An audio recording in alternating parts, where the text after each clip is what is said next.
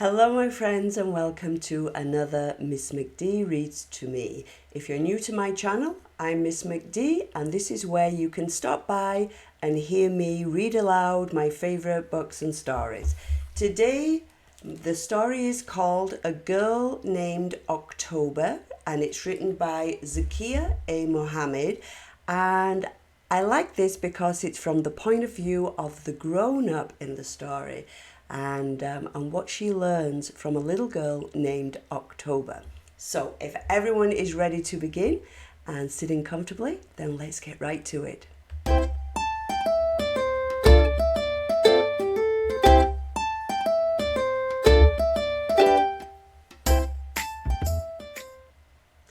A Girl Named October is written by Zakieh A. Mohammed and it's illustrated by Andrea Tripke. October was a wise, quiet girl with long lashes of autumn wheat. She often would stand looking at nothing of which I could see.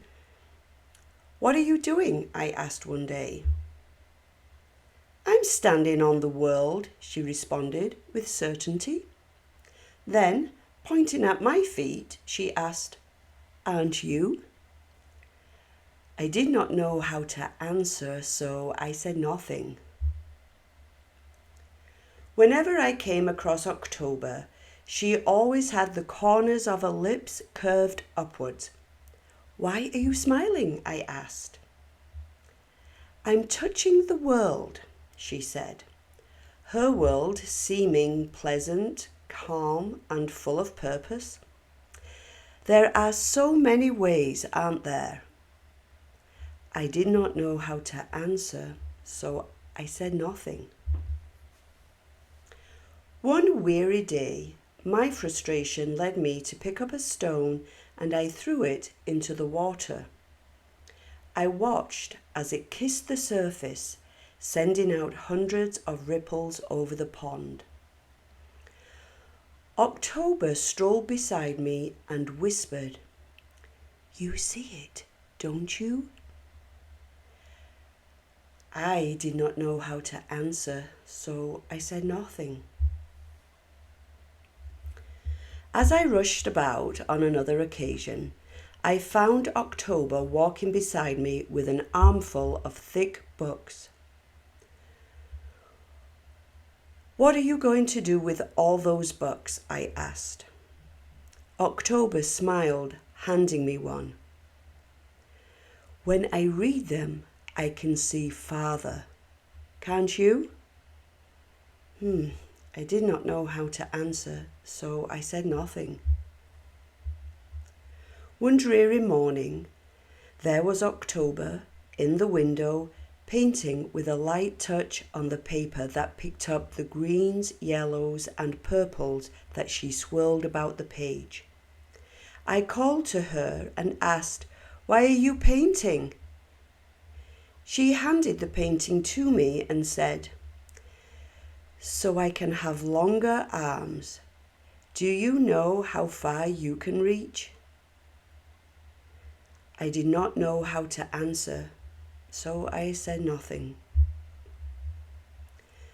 Sometimes I would find October sitting on a crackled old bench with a pen in her hand and a notebook in her lap. She wrote words that were soft and peaceful, and sometimes sharp and really too truthful. I asked, "Why are you writing those words?" And she answered with hands outstretched like a century-old oak that wanted to sweep the stars out of the sky. "I speak loudly when I say nothing at all. You heard me, didn't you?" I did not know how to answer, so I said nothing. On a hot afternoon, I saw October running barefoot on the sandy shore as she tried to catch the breath of the wind on the sticky day.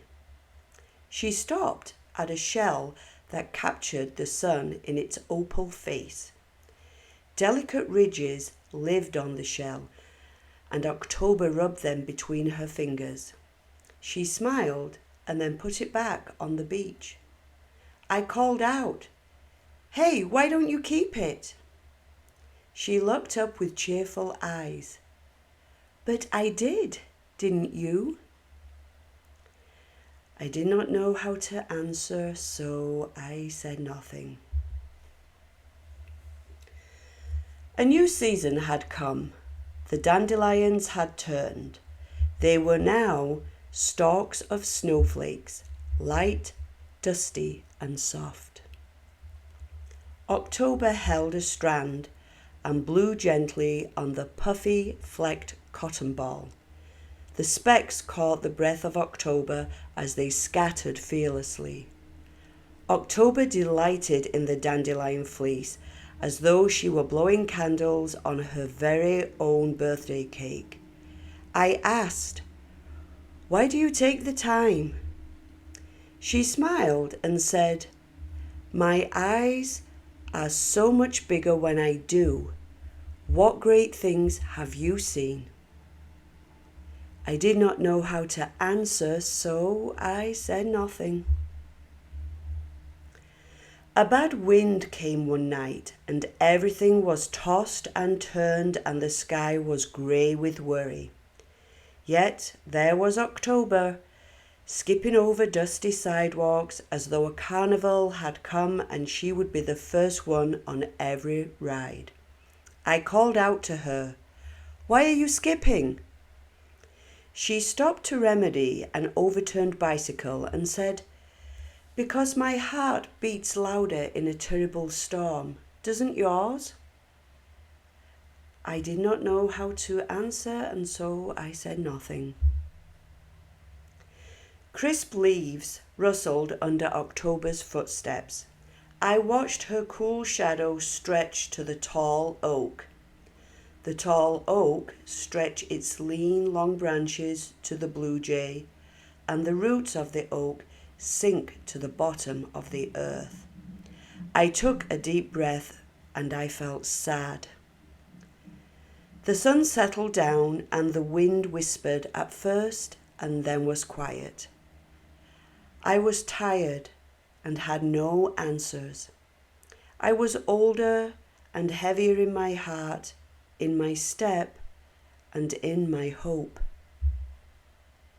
I tried to lift my head, my very heavy head, and out of the corner of my eye I saw long lashes of autumn wheat blowing in my direction.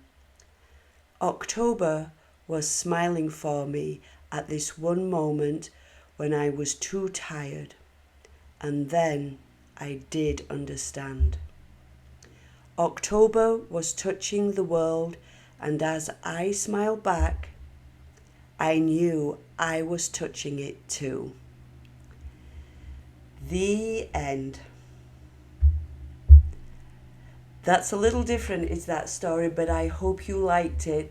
And the message I took from this book is that sometimes grown-ups can't see the beauty that's right before them, but through a little girl named October, the grown-ups saw how to be kind, how to see beauty in the world, and how important it is to give back and that everyone plays a part.